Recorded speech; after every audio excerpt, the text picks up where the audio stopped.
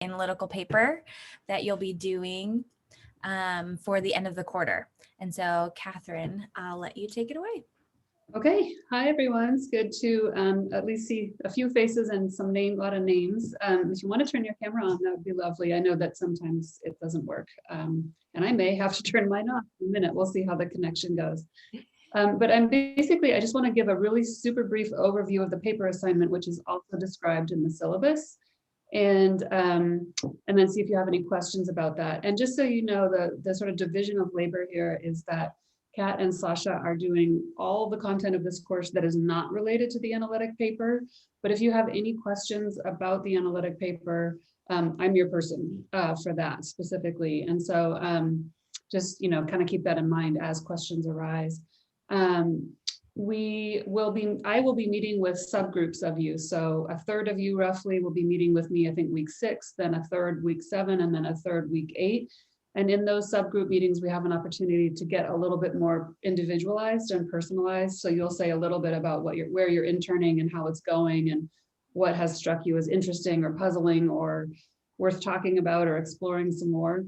And then we kind of build and have a conversation around how could you turn those ideas into an analytic paper? What kinds of academic sources could you draw on, and so forth. So I just want to kind of plant the seed today so you can be thinking as you go about your internship over the next 5-ish weeks, 4 or 5 weeks. And then again, we'll have an opportunity to talk more about your situation specifically in those subgroup meetings.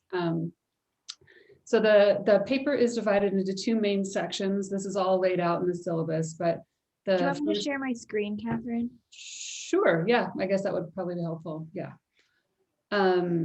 The first part is really the kind of organizational analysis where you're just providing the reader, i.e. me, a kind of thick description of your organization, the kind of work it does, the sort of universe and field that it's situated in, how it relates to other organizations and nonprofits in the area, what some of the big challenges are that it experiences, what's the population that it's serving, what are the funding realities. So, and I'm saying these in no particular order, but you would, the hope would be that you would stitch together a sort of usually 4-ish page, it doesn't have to be, exactly that, but 4-ish or even 5-ish page kind of description of your internship site, the issues it confronts, and your role in the organization and kind of anything you learned or observed that you can use those observations that you have to kind of segue to part 2 of the paper. But by the time I'm done with part 1, when you turn your paper in after I've read part 1, I should be like, okay, I didn't know about this organization before, but now I get it. I understand how it's funded. I understand what it's trying to accomplish. I understand some of the structural and organizational challenges it's wrestling with, and I understand what you did in that organization and what your experience was like. You don't have to answer all of those, address all of those things that are itemized on the syllabus. It's not like a checklist where you have to address every single one, but those are just there to give you kind of a sense of the kind of information we're looking for. So sometimes people do informational interviews at their internship site if they don't feel like they have other ways of getting this information. Sometimes people can find it online. Sometimes people can find it in like materials you're given at the start of your internship site. So it just depends how you might acquire that information will vary across the internship sites. And then the second part, is usually what we spend more time talking about in the subgroups, but this is the part where you get to develop your own analysis of an issue that emerged in the course of your internship. So, and sometimes there's like a really direct, tight correlation between what your internship host does and the issue that you choose to analyze in your paper. So like you might be working at an organization that serves sexual assault survivors and you write a paper about the experience of sexual assault survivors in the legal system, right? Like sometimes it's that, close. Sometimes it's a little less close. Like sometimes the student might choose to focus on something that kind of came up and is related to what the organization does, but maybe isn't just exactly on the mission of the organization. And I'm flexible on that because what I want to have happen is for you to be intrigued by something and treat the second part of the paper as an opportunity to explore this intriguing thing that you noticed. So, I had one student one quarter was working in a law firm that was a private criminal defense firm that provided legal representation for low-income people, most of whom would have qualified for a public defender. And so what that student was really interested in is like, okay, why are these low-income people choosing to pay out of pocket for something that could have been provided to them by the state? So he actually did some interviews with some of the clients to understand their reasons for wanting to do that, and then tied it to the academic literature on that subject. So what I really want you to take from this conversation is like, you have some autonomy here, you have some room for creativity. And sometimes people will come to the subgroup meeting with like, okay, I have 3 ideas, I don't know which way to go. And then we kind of talk through the different ideas and which one might be most interesting and also most successful in terms of linking to the academic literature.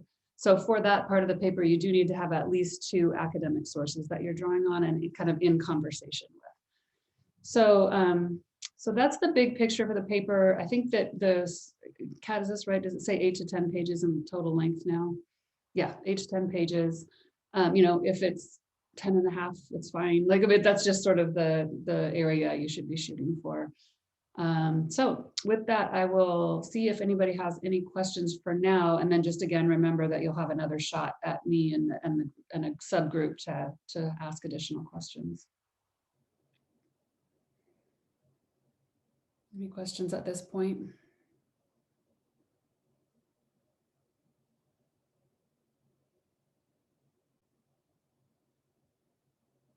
Okay.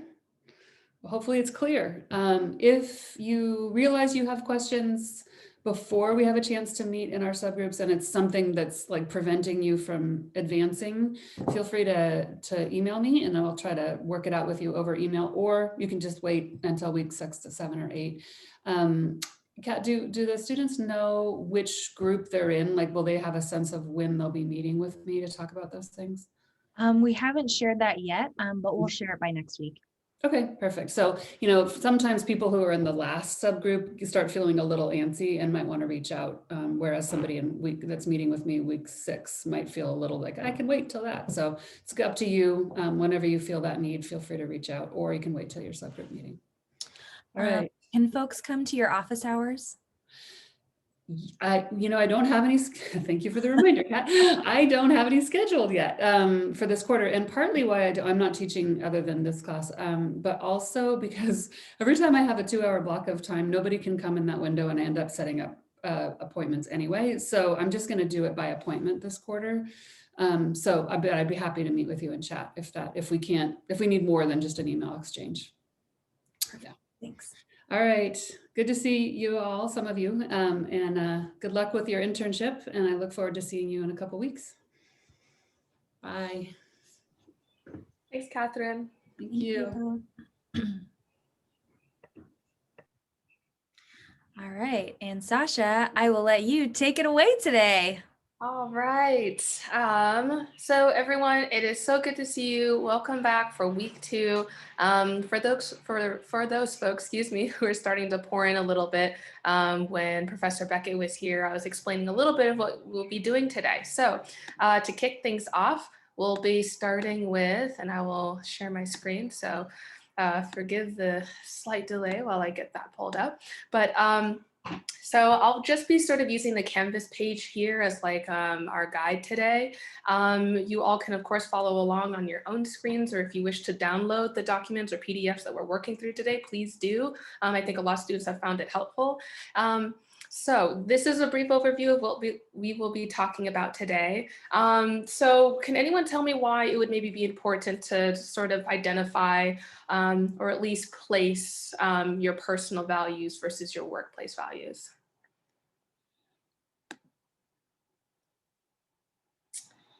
Anyone? You can, now that we're sharing screens, I think I can only see 3 faces. So feel free to unmute yourself and shout anything out.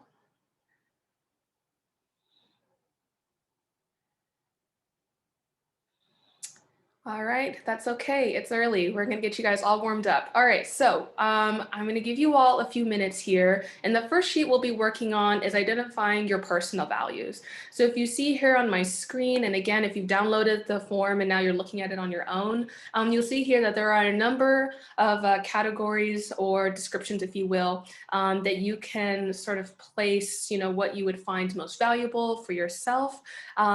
And so of all of these, essentially what you'll do is you're going to go through and you're personally going to sort of mark which ones you would find that are either close to what you would want or just something within the area that you would find fits within your value list. So let's see, it is 9:43, so I'll give you guys about 3 to 5 minutes to sort of go through and identify, what are some things here that you would personally place in your personal values list. So go through and mark any one of these. Again, really, this should be something that's sort of like a gut reaction or really just off the top of your head. And as you scroll down, you'll see that there are descriptions of each of these. So you can kind of see like where this assignment is going. So again, about 3 to 5 minutes and really just go with your gut feeling here.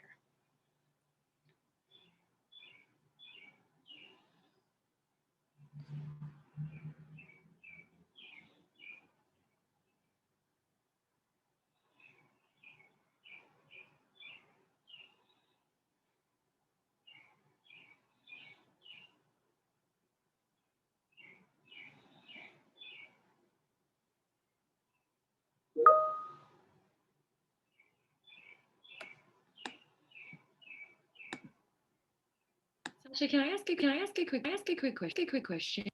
Yeah, absolutely. For the modules, are those is that something that we should be doing before class, or will we have time to work on the things in the modules in class? I wasn't yeah. sure. So I did the yeah. You are welcome to do this before, but it is under the assumption that we'll be working on these like during class time. So yeah, but you're definitely welcome Okay, cool. to check out the different modules. There are like, if I scroll down here just a little bit more, you'll see here is like the actual homework piece that you would be doing outside of class. But every one of these is meant to be something that we go over in class, and then we'll also be discussing. And then you are welcome to return to any of these documents later if you need to reference anything. Okay, great. Thank you.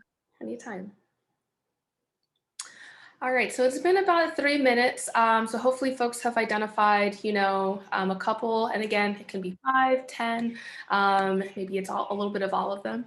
But now that you've identified sort of what the personal are, I want you all then now to jump over into the work values sheet. And so this one, the directions are a little bit more specific in that you will be sort of measuring these on a 1 to 5 scale. And so you're going to go through and sort of mark, right, 1 to 5, which one of these would you really value or really like to have within your workplace environments. Again, if you scroll down a little bit more towards the bottom, you'll see that there are some questions here that will kind of help you, again, sort of flesh out a little bit more why you find that these specific descriptors are things that you would find valuable within the workplace. But just for right now, give yourself about 2 to 3 minutes to mark, again, 1 to 5, which of these you would find really valuable in your workplace or professional areas.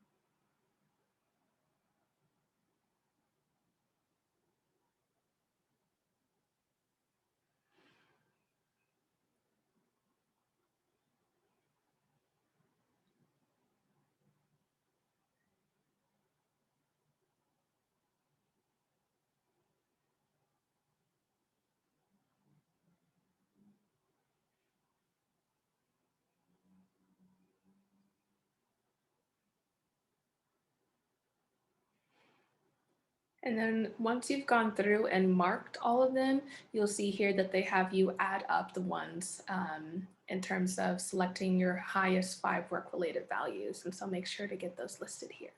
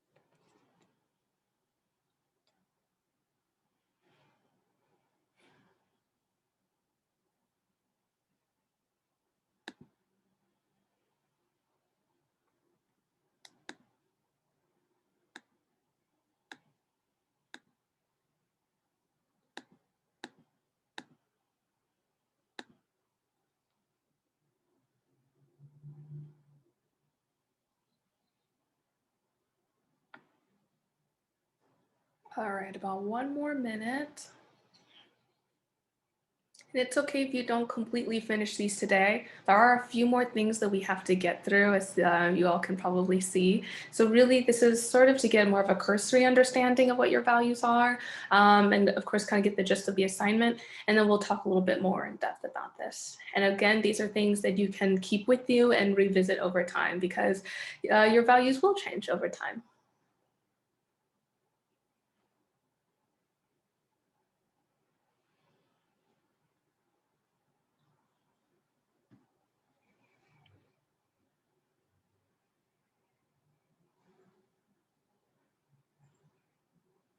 All right, so for those who are comfortable, would anyone like to share out maybe any similarities or differences they're seeing in between the values that they place as personal and then the values that you would like to have in your workplace? And again, feel free to unmute yourself and then share out. I can share. There was a little bit of crossover in my personal and my workplace values.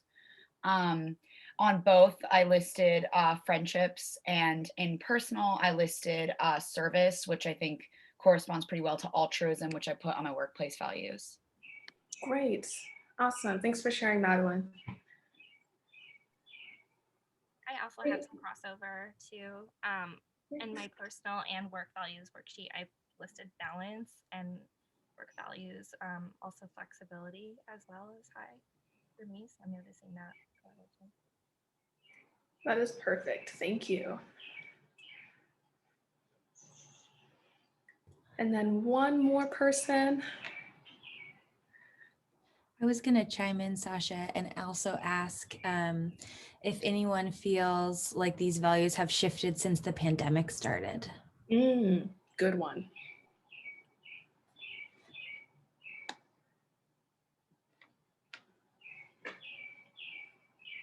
I can answer that. I think mine definitely did. I put on like the work values worksheet, I put the work alone value as one, which like beforehand, like I probably would have been a lot more interested in that. But like after having to work alone for like an entire year, I realized that's not something that I'm interested in any longer.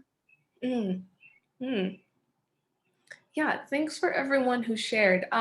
So yes, naturally, you're going to see there's definitely going to be crossover between what your personal values are and what your work values are, right?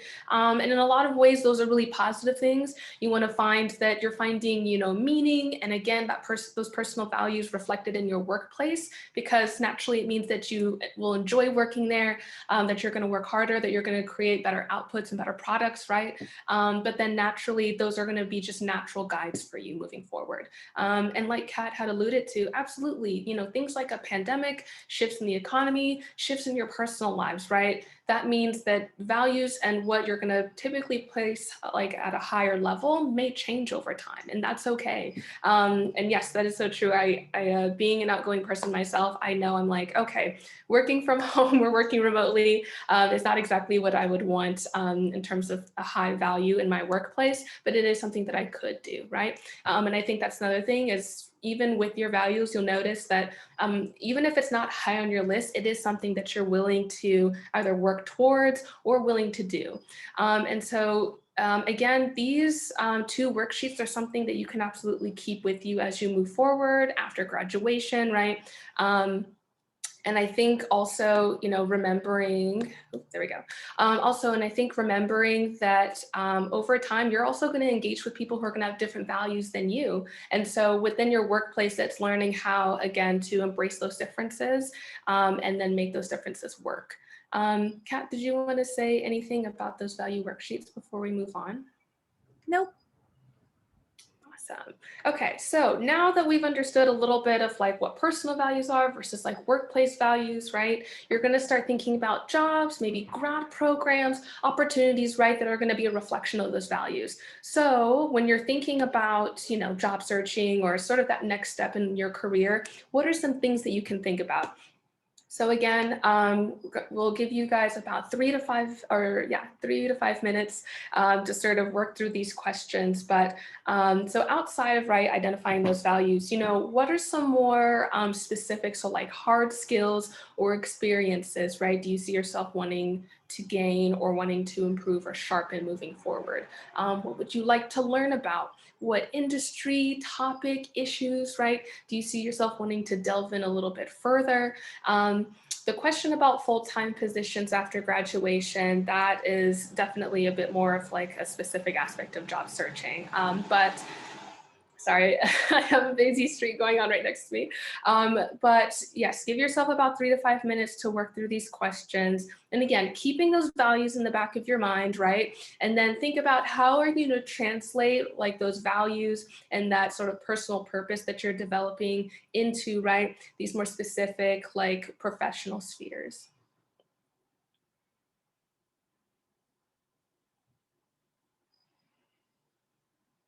If anyone has any questions in terms of what each of these questions are asking, definitely feel free to shout them out, or you can always send a personal message too.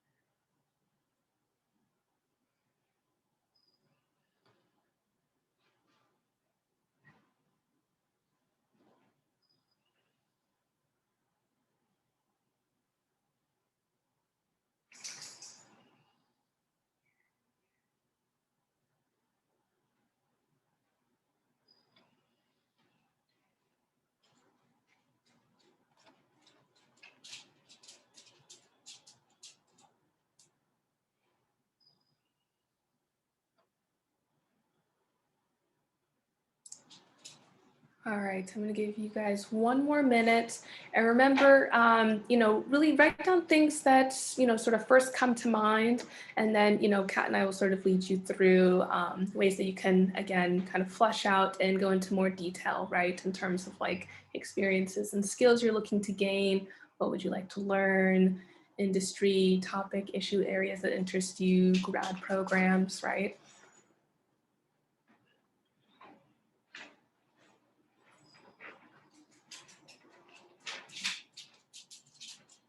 All right, so let's start with the first question. So additional experiences and or skills you're looking to gain, right? So an example of this could be like, so earlier, right, we had a student say that they were looking towards like service and altruism as being a value, both personally as well as within the workplace. So then something that would translate, right, into experiences and skills would be like, community building, maybe event organizing, maybe project management or program management, right? Youth development, right? So if those are things that you feel like reflect those values of like, right, service and altruism, then those are things that you would likely be writing down. Would anyone like to share maybe that crossover that they found in terms of what their values were and maybe some skills or experiences they're hoping to seek moving forward?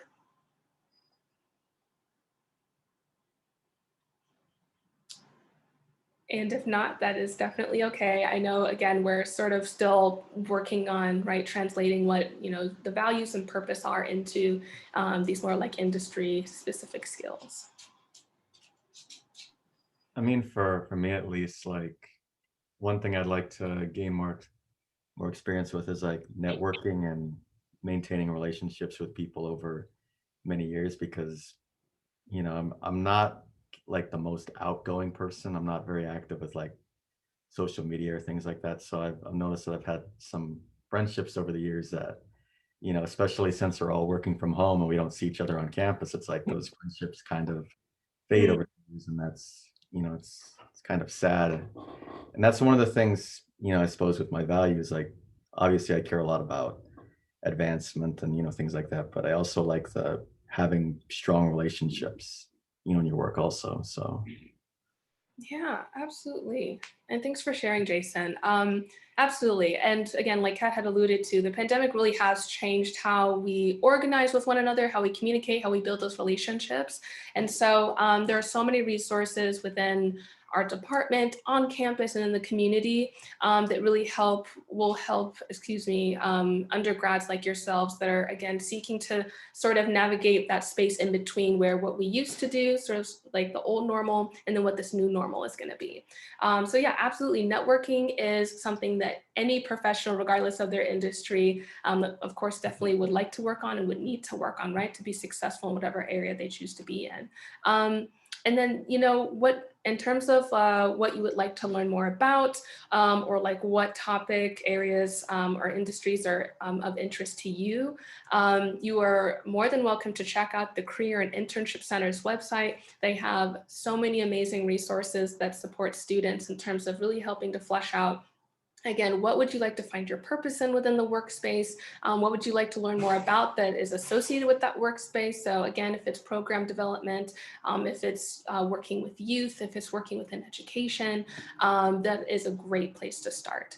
Were there any other notes that students had noticed in terms of when they were filling out these questions? No? Okay. So, so now that you're starting to see like, okay, I'm really interested in like this industry or this space of work, and it does connect to my values in a certain way, a great step in terms of helping to learn how to bring those two pieces together is informational interviewing. Again, of course, with this pandemic, there are a lot of ways that we're starting to do this more virtually. So cold emailing, right? Reaching out to people on LinkedIn. Hey, even reaching out to alumni within LSJ, right? And asking them questions or for their advice.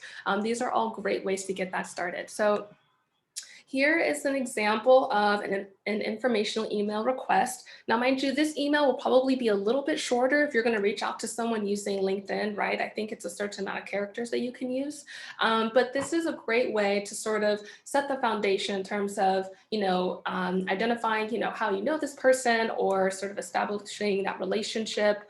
Like I found your information through my major's department.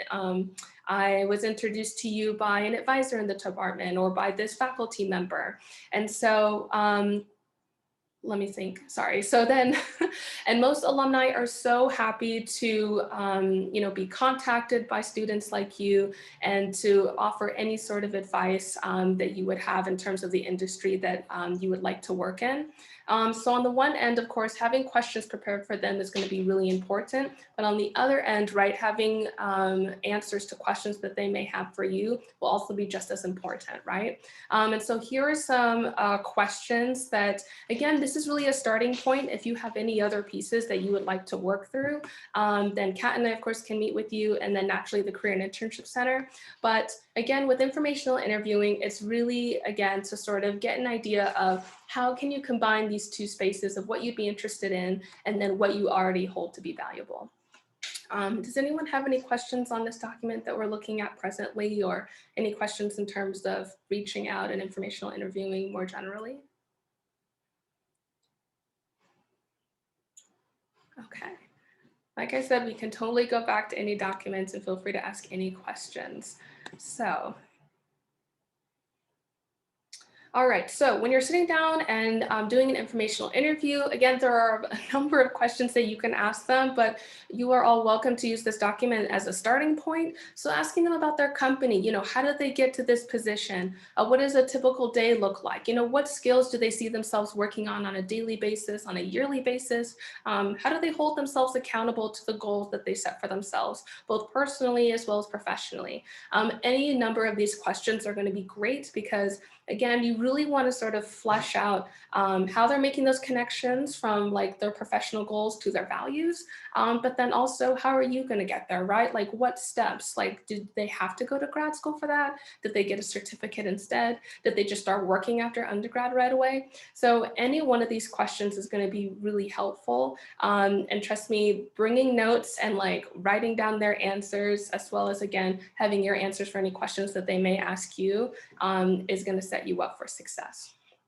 Again, you guys are more than welcome to use this sheet as a reference point when you come back to this page. And I know there's a lot of questions here, but trust me, when you do make that contact with the individual and do a little bit more research on them, naturally, you're not going to be asking all of these questions, but you'll definitely end up asking the ones that are most relevant to that conversation. I'm just going to chime in here really quick too. For informational interviewing, you also typically want to aim for maybe like a 30-minute conversation with someone. And informational interviewing is also pretty casual. So sometimes it's, over coffee. Naturally, a lot of these right now will probably be happening virtually or a socially distant walk, depending on the type of company that you'd be checking out. But again, like, not super long. So again, it maybe be like 5 to 7 questions that you would be asking them, and then also allowing them to ask you questions. And so having a good arsenal of maybe 10 to 15 questions written down for yourself to be able to pick and choose while you're having the conversation, because naturally things will also kind of shift organically as you're talking. And so kind of being prepared for that. Yeah, and then thank you, Kat. And then once you do finish up that interview, also think of it as like any traditional interview where you would follow up with an email or with a note saying thank you so much for your time, bringing up something specific from that informational interview, saying, what you said about, pursuing like my goals in this direction with this sort of energy really stuck with me. Please let me know if, I can reach out to you again, should I have any follow-up questions, right? And, Jason, I think this kind of refers to what you're saying. That is a great way, again, to maintain that relationship, stay in contact with them.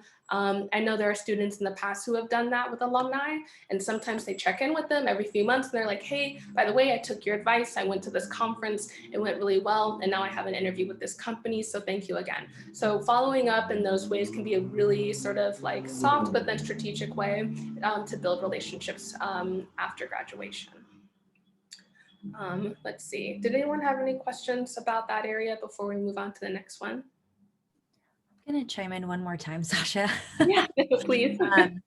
Informational interviewing is also a form of networking, and we'll be talking about networking down the road. But when you're thinking about this, it's really relationship building and this foundation, because then that conversation that you have with this one person that one time could actually spark a really long-term relationship. And so continuing that check-in and updating down the road could also end up leading to a job. And so someone remembering that conversation that you had together and then you periodically checking in with them will then keep you at the back of their mind. So when a job opens up, they already know your skill sets and they already know what you're doing, what you've been up to. And so then they might actually reach out and say, hey, we have this job coming up. Would you be interested? And then they might forward your information along to the hiring manager. And so this is just one of those ways that you can get your foot in the door as well. Yeah. And actually another point to that then, it's going to be really important to know the answers to questions like, what is Law Societies and Justice? What kind of industries are you hoping to break into? Like what kind of skills do you already have? And then what would you hope to sharpen or gain should you enter into this industry or into this space? So knowing yourself a little bit and sort of like I was saying, having like the arsenal of like answers as well as questions is really going to set you up for success. And I know we have just a few minutes left, so I want to make sure that we get through the grad school aspect of this as well. The same thing, of course, can go for grad school. So when you're thinking about any grad program that you would possibly be interested, let's start with actually the grad school guide, because I think that is going to be a bit more helpful as a starting point, and then we'll go to the other documents. So when you're thinking about grad school, there's a few things that you can start out with. One, would this be the next step in terms of like logically for your career, right? Like, is there any other program like that would be slightly smaller? So like a certificate or maybe a class or a course that you could take on LinkedIn Learning. Like, would you absolutely need this like master's program or perhaps it's a PhD program to get further into the industry that you're interested in? And then second, okay, if this is, then what kind of schools are you searching for? Would you want to stay local? Would you be okay with going outside of state, or would you want to go abroad? So all of these things are going to be really important to think about.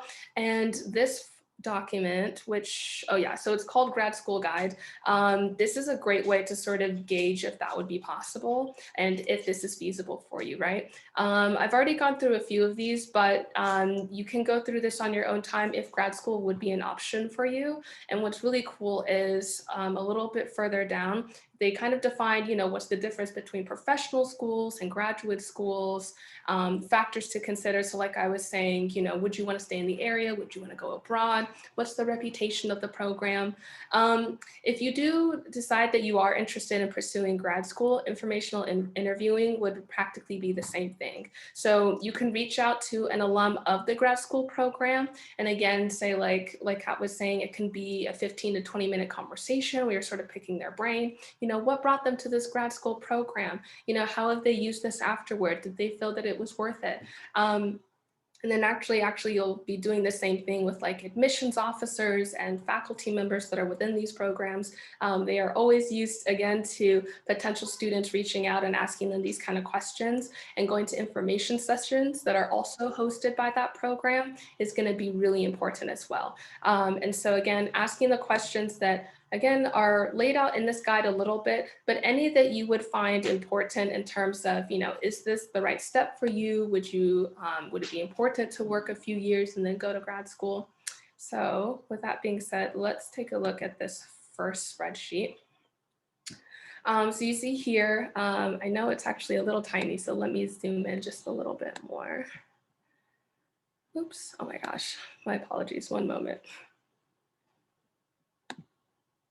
There we go, and then, all right, so again, if you are interested in grad school, this is a great way to organize the different schools that you have put down as different options. So thinking about their location, what is the basic information about the school, the program, how much does it cost? Faculty research, that is going to be one of the biggest things when it comes to grad school search, because eventually you will be choosing a faculty member that will oversee your thesis or dissertation, whatever it may be. And so looking at the faculty research and their credentials is going to be really important.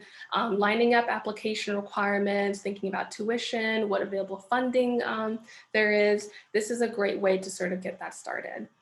And then if we take a look at these two here, so funding for graduate school is also major. You can always look at internal funding. Oh, I know the page is still loading. You can always look at internal funding, see if you're interested in filling out like grants or scholarships. Some programs do offer like teaching assistantships or research assistantships. And then naturally you can always look at FAFSA. But the University of Washington has really great resources here that you all can take a look at in your own time.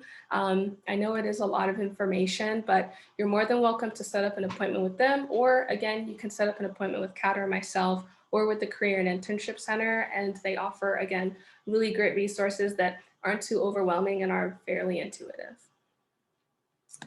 And then the last piece here that I wanted to make sure that we touched on was the potential questions to ask. So these are things that you can ask yourself in terms of gauging if this is a good program for you and or a good step for you, and then questions that you can ask the grad program in itself.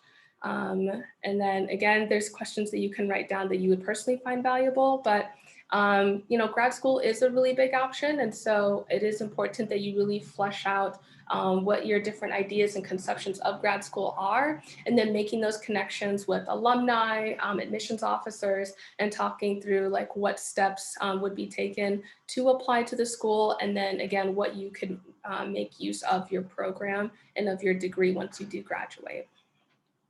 Kat, was there anything that I was missing there, or did you want to add anything? Nope. Okay. Okay, perfect. Okay, great. We have about 7 minutes to spare. So I wanted to go over the homework assignment, but before I do, were there any questions about this last section in regards to grad school search?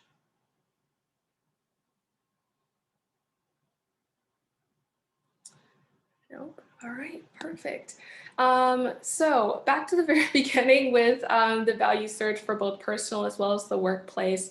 Again, this isn't a very big assignment, but we want you to sort of take a look at those lists. I know we only give you a few minutes in the very beginning to work on them. So in your own time, you'll flesh out your answers just a little bit more and sort of think about, you know, are these the same? Are they different?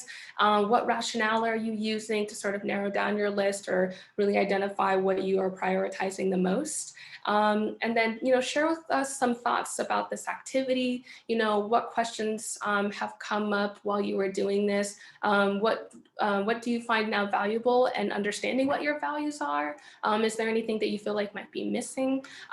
So this assignment, I believe, oh, I don't think we put this down. Kat, usually it's about like 350 words usually. Yeah, it isn't a very long assignment, but we do want it to be a thoughtful one. And so definitely tell us what you think, and how do you feel that this is going to help contribute to sort of any grad school or professional options moving forward. All right, I believe that was essentially all that we are offering in terms of today's class session. Are there any questions in terms of the homework assignments? I know you all know, but I'll just put that out there as a reminder. So the homework assignments are always due, let's see, it's usually a week from the day before class. So it should be due by next Tuesday. Again, if you have any issues, or if you feel you might have any trouble with submitting the assignment, definitely reach out to Kat and I sooner rather than later, and we'll just make sure to mark that down. But yeah, any questions about the assignment or what we covered today?